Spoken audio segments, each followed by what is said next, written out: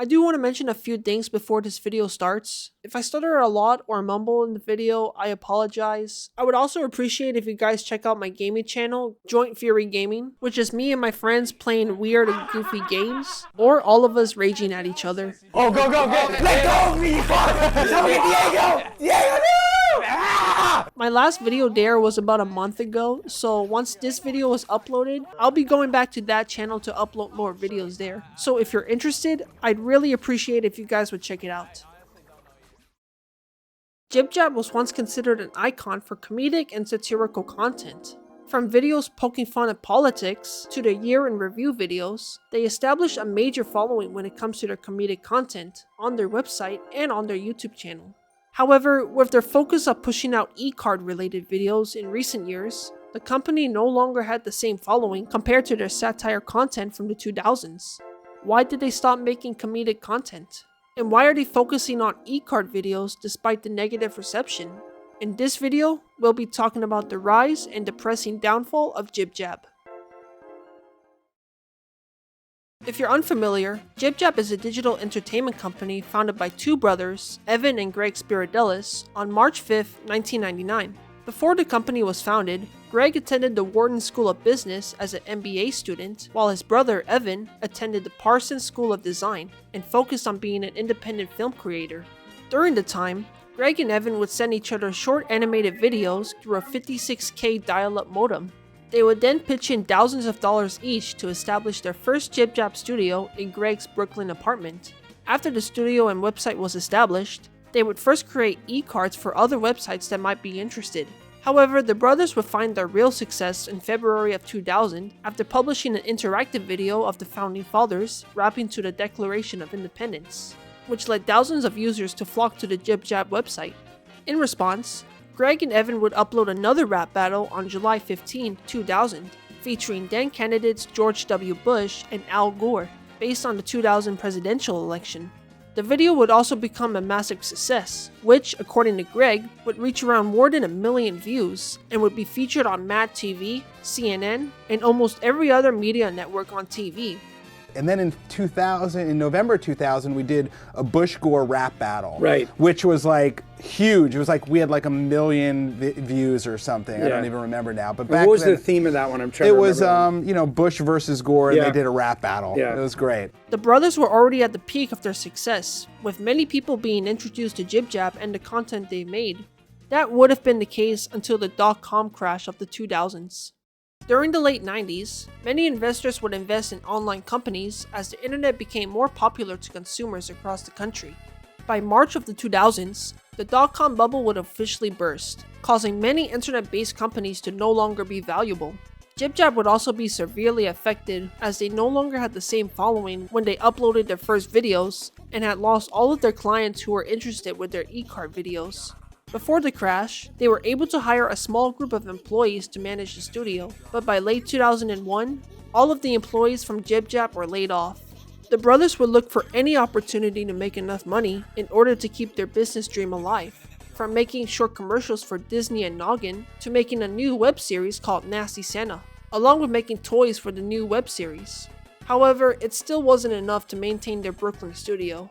Greg and Evan believed if they wanted their dream business to continue, they would have to close their Brooklyn apartment and look for a new place to start fresh.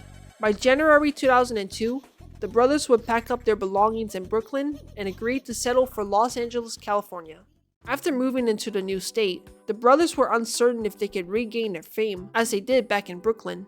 They would still produce as much content as they can, from making online parodies such as Arnold for Governor, to publishing books for Disney such as Are You Grumpy Santa? They were still consistent to make their online business dream come true.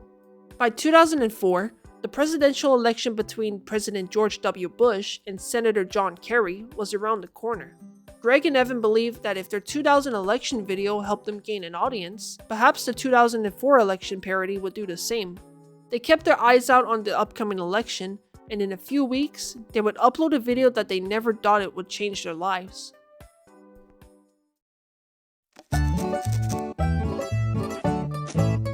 On July 9th, 2004, they uploaded their new political video featuring Bush and Kerry in a video called This Land. The video is a parody of Woody Guthrie's song, This Land Is Your Land, and pokes fun between the two candidates. The video would explode in popularity almost immediately, reaching more than 8 million views the week after it was uploaded, being viewed on their site and having the video sent as an email link to people around the world. The popularity exploded so much that the traffic would crash JibJab servers, along with crashing the whole website. As a backup, the brothers re-uploaded the video onto another web-sharing website called Atom Films, reaching more than 1 million views in 24 hours. The brothers received thousands of positive emails from viewers who watched the satirical video, even during a time of political rivalry. As the video became more mainstream, major news networks would reach out to the brothers for interviews about their video and the company. We heard people in Antarctica, and NASA called us and asked if they can have a couple sent to the astronauts on the International Space Station. This attraction even had the brothers set an interview on The Tonight Show with Jay Leno on July 26, 2004. However, all of this fame wouldn't come without controversies, as the Richmond organization, who owned the copyright of Woody Guthrie's song, believed that JibJab's video was ruining the song's image and threatened legal action to take down the video. In response, JibJab came into defense saying that the song was protected under fair use for parodies. Eventually, all legal action was settled after JibJab's attorney brought further evidence that Guthrie's song had entered the public domain since 1973, and they were able to keep the video up for public viewing. With this success, they would follow up on a sequel to This Land called Good to Be in DC, released on October 8, 2004. The video was also focused on the 2004 election, but by parodying Dan Emmett's song, Dixie. The video would also gain massive viewership, with both videos reaching a total of 80 million views. Greg and Evan continued to gain momentous support with their works, along with more interviews and articles published about them. As 2005 began, the brothers would create movie trailers for the Sundance Film Festival, along with making more animated short videos, the most notable being the video's second term, which was released on January 19, 2005, about 2 months after Bush won re-election. Things seemed to be going better than ever for the Spiradellis brothers, with their newfound fame. However, there was still another problem for them to fix: making money. While the brothers' online fame had skyrocketed and had deals with Yahoo and the Sundance Film Festival, they still looked for ways to make a living for their website. They were offered to post ads on their website, but they refused as they didn't want ads to clutter on their site. They noticed companies like American Greetings were making millions per year with their online greeting cards, which inspired the brothers to reinvent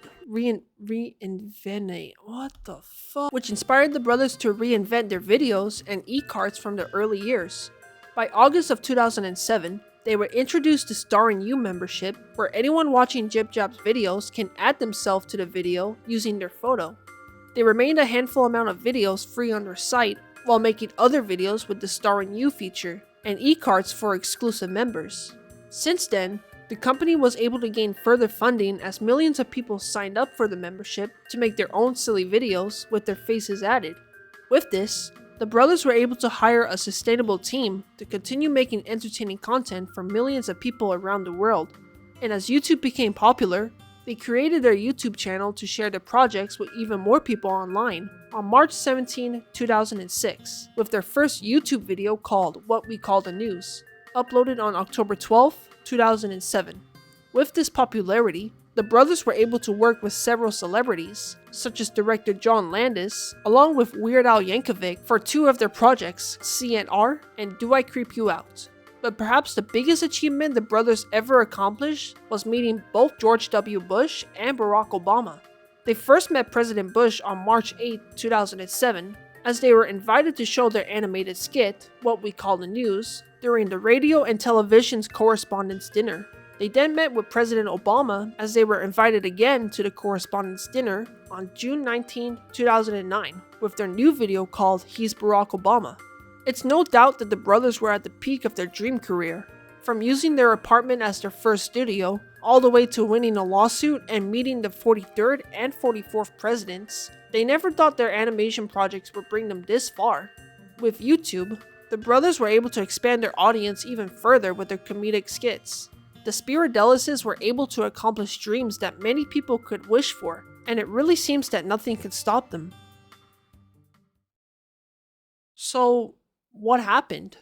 With all of this fame and recognition, how and why did they go from being one of the most popular websites to their new videos barely getting 10K or even 20K views, along with fans who enjoyed their videos turning against them? By 2012, their YouTube channel would reach more than 30 million views with their political and non-political videos. Their website, however, would begin promoting their e-card videos, but they still provided their comedic content under their JibJab Originals section. However, things would really start to change for the company by the year 2015. Since 2005, JibJab would focus on their annual year in review videos, focusing on the events that occurred throughout each year. However, Greg and Evan announced that they were ending the year in review videos as they lost the motivation to continue the series, and that they were working on the JibJab app along with their family-friendly brand, Ask the Storybots. They first announced the news on their Facebook page on December 10, 2015, followed by their official site on December 22, 2015, making 2014 as their last year in review video. For now, afterwards, the company would begin focusing on e-cart related videos on their Facebook page along with their official site. As for their YouTube channel, they wouldn't post anything after their 2014 review video until late 2018, which was when they also began promoting their e-cart videos on their channel. By February 12, 2019, JibJab was then bought out by a private equity company called Catapult Capital, and Paul Hengis, who originally joined JibJab in 2016, was promoted as CEO. After the buyout, all of JibJab's comedic and satirical videos have been removed from their site and only focus on their e-card greeting videos. However, they made an exception to upload a 2020 year in review video, 6 years after the last review video, as many people requested JibJab to bring back the series for that crazy year. It was the first time JibJab made a new review video under a new company, as their previous review videos were based on popular classical music, while 2020's video was an original soundtrack. After their 2020 review video, they would continue promoting e-card videos as per usual on all of their pages, no longer continuing the year in review videos. As for the Spiridelis brothers, they moved on from making animated comedy skits for JibJab after the company was bought out, and would focus further on their family-friendly project, Ask the Storybots.